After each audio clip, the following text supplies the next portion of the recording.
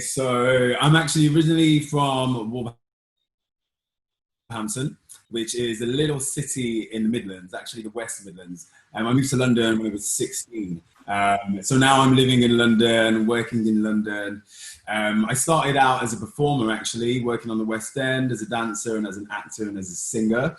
Yeah, so I guess I would say my expertise is definitely strength and conditioning, endurance training. I have worked and still work for a lot of boutique gyms. Right, so currently my studio is Barry's Boot Camp. But I've also worked at Block, which is another big studio here in London. I've worked at quite a few boutique studios.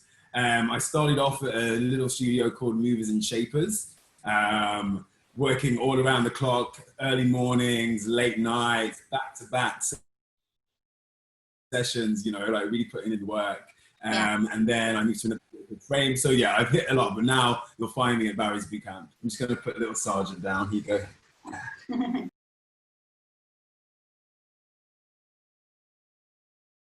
Yes, I do.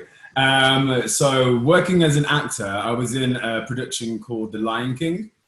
I played a character called Banzai, which was quite a physical role, very physical actually. So that's when I really found my love for strength training, because I needed to have a certain level of strength in the back and in shoulders in order to carry the puppet. Now, so that was like my first kind of, oh wow, when I put my body through a certain amount of stress, what I can also gain from it in order to perform my role correctly and proficiently. But then also in the show itself, there were a lot of single ladies, we call them.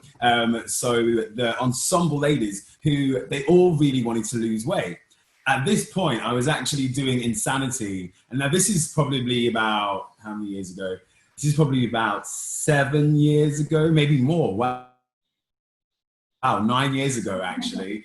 I was doing Insanity workouts, loved it every single day. I was doing it. And then the ladies were like, what are you doing? Can you do it with us? So I put a whole group together. We went upstairs into the studio. I led the workouts, motivated them, pushed them through, helped them with their form. And just seeing what it gave to them, that for me was like, oh wow, I really enjoy this. I enjoy seeing people achieve their goals. I see people coming together as a community. So yeah, that was my Wow. way of this.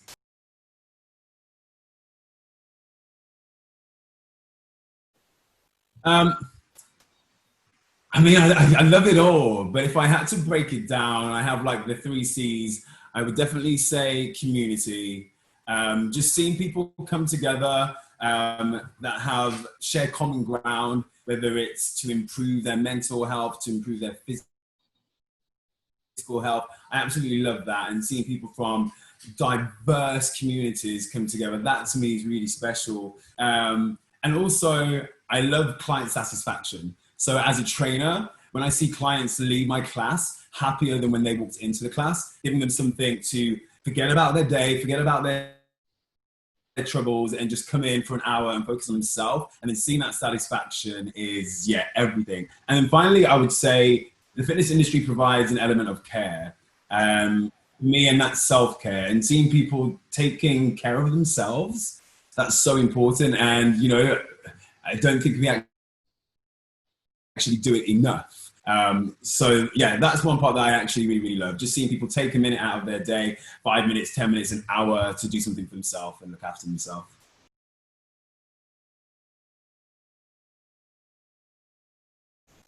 Um, you know, I think as a fitness trainer, time management is definitely a barrier that we face. I think it's very easy as a trainer and as a coach to oversaturate your timetable. And then what happens when you oversaturate your timetable is you don't have time for yourself, for your family, for your friends, and all those things which fill your heart with joy. So I think it's really important as a trainer to make sure that your cup isn't half empty. You want to have enough in your cup to overspill so you can offer to others. When our cup starts running low, like yeah, we're just not as good as at our job, you know. So I think it's really important that we make sure that we're able to balance our schedule very well, And one thing that I've done for that, instead of always being a yes man, yes, I can do that, yes, I can teach this, yes, I can do it at 6 a.m., I make sure that actually there's a lot of power in also saying no. And sometimes I think people can think saying no is a bad thing, is a negative. It's not. If it means that it's looking after yourself, then you're able to provide a better service for the community in the end. So yeah, that's one method which I use. And then second to that, I think it's really important that that you can become a little bit more direct in what it is that you want to achieve and what it is that you want to do, what studios that you want to work for. Do you believe in their ethos? If you do, then go for it. But I think it's very easy to just work for everybody and everyone, whereas it's not necessary. I think when you know who you are, then you can authentically teach and authentically work for who you want to work for. Yeah. That was a long answer. Yeah, no, this is important.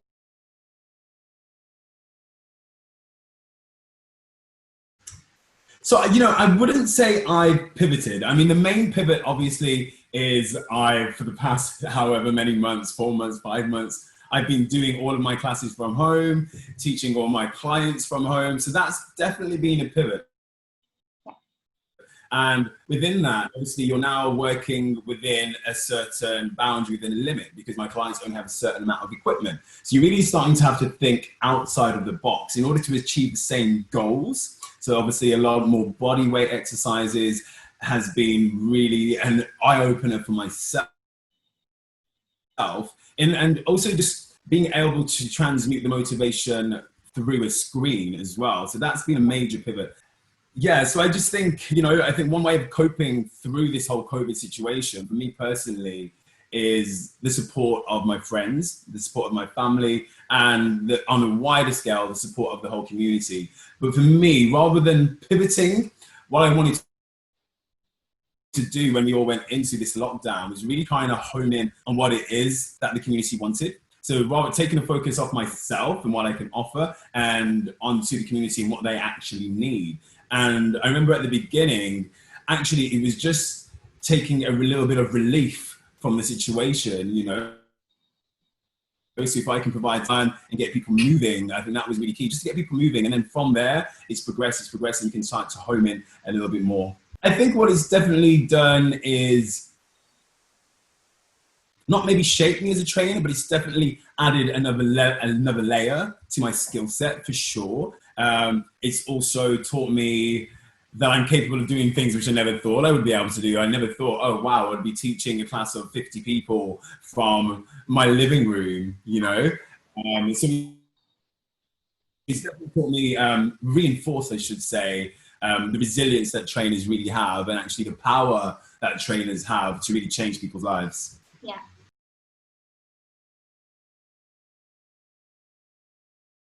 So virtual classes, I think they're here to stay.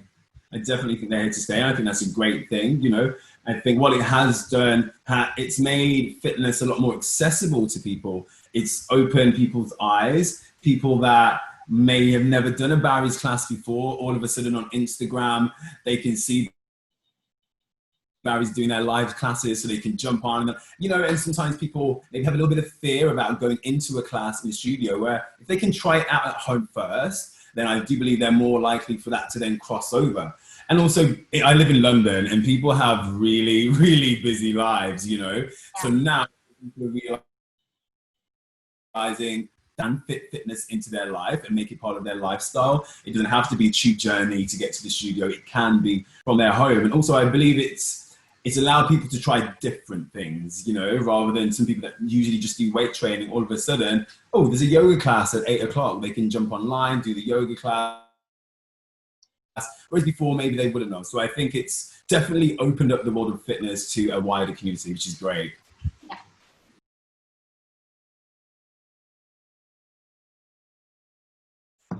The country on a whole, the UK, so London is its own little bubble.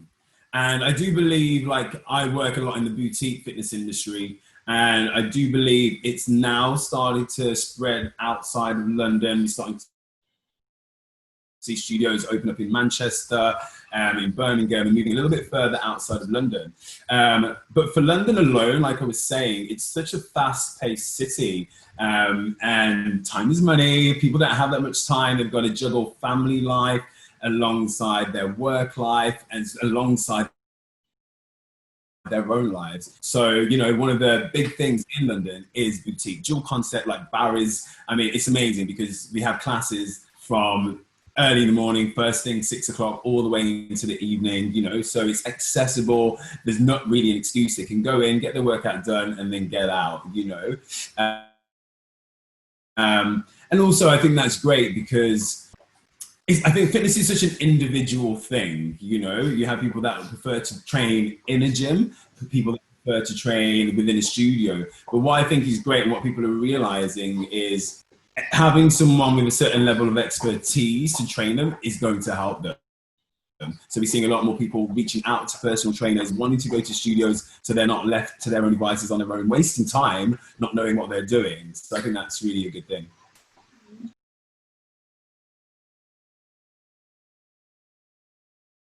Keep learning. Keep learning. Perfect your craft, perfect it again, and perfect it some more. Stay open-minded. Stay clued in with what's happening in the industry, and have perseverance. You know, and like just keep the joy. You know, I think sometimes because you know often fitness is a passion, it's a hobby, and then it also becomes your job. And when something can become your job, it can be quite easy to lose the passion when you're working all around the clock. So take a moment, step back, and keep that joy that you had when you first started, and then share that joy with everyone else, for sure. I'm sure there's a lot, but favorite one. So many. So the track by Basement Jacks called Buffalo, and it's like a drum and bass track. The drop is ridiculous. If you want to do like a sick finisher, that track, it's like 7 minutes long, beautiful. Yeah. Nailed it. No, it's not, but like my go-to like naughty treat are these biscuits we have in the UK called hobnobs, and they're basically like an oat biscuit with covered in chocolate. Amazing. Sounds good.